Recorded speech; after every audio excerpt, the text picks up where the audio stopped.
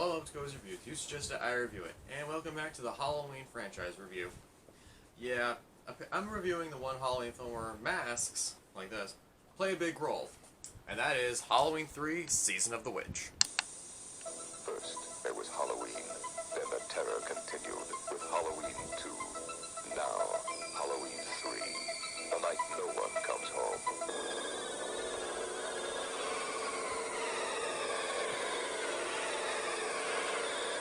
The world's going to change tonight, Doctor. Halloween 3. Season of the Witch. Happy Halloween. Rated R. Starts Friday at a theater near you. Check newspapers. So Halloween 3: Season of the Witch was released in 1983, and it tells the story of a doctor, Dr. Dan, who one night is given a patient who has gone crazy and has been running and has a Halloween mask clenched in his hands and refuses to let it go.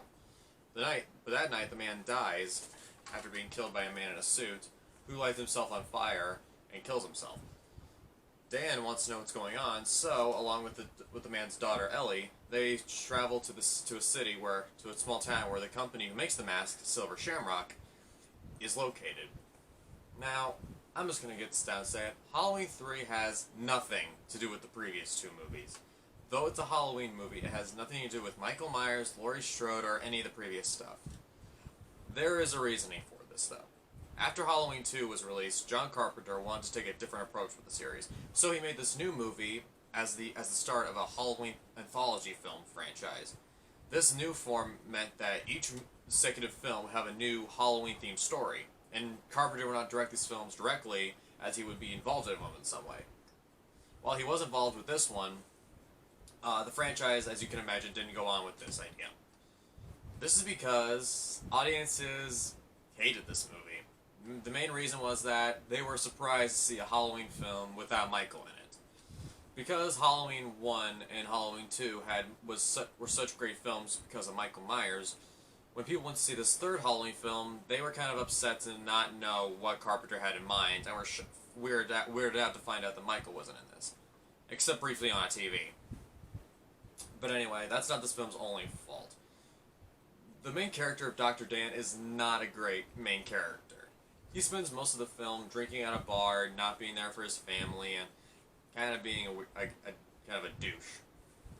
Ellie's an okay character, although she's a bit of a nothing character. Majority of the film, she just wants to know why those men were after her father.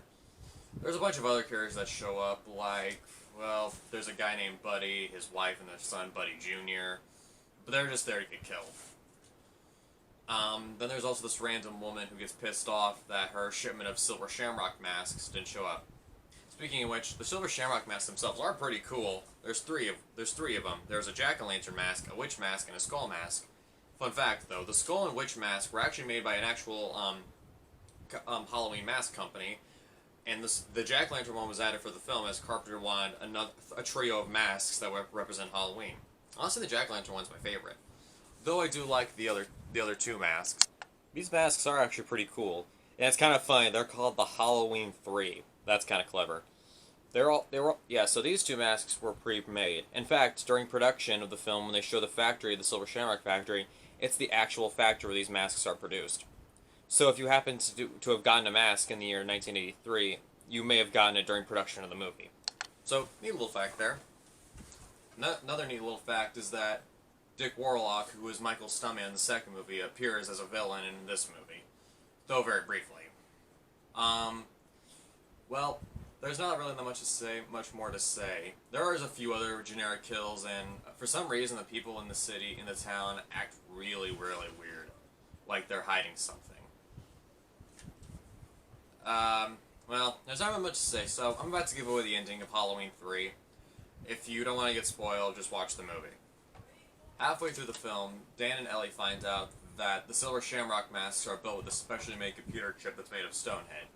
What happens is that if a kid watches this special commercial on Halloween night wearing one of these masks, the mask will turn the kid's head into bugs and snakes, which will kill people. Why is the main toy maker doing this? Well, he says that he wants Halloween to be brought back to his traditional horror fear. Like, nowadays it's a bunch of corporate bullshit. He apparently says he wants Halloween to be back to its old pranking rights. Which then again, people still do sometimes pull pranks on Halloween, but he wants this to be the ultimate prank on the children. Which is weird because this technically means he wants to wipe out the entire race of children. That's disturbing as hell. Apparently that commercial is working as every kid is wearing one of these masks. Well, so by the end, Dan and Ellie get kidnapped, are tied up, and Dan is set to watch a TV with a mask on his head. He escapes, finds Ellie, and they manage to dump a bunch of Stonehenge chips all over the place. But not before revealing that all of the main villain's goons are android robots. Somehow. Which is weird. By the end of the film, they manage to run away from the factory after all the bad guys are killed. But it turns out Ellie was an android the whole time. Or maybe the real Ellie was killed and this Ellie android was around, or something like that. It doesn't matter.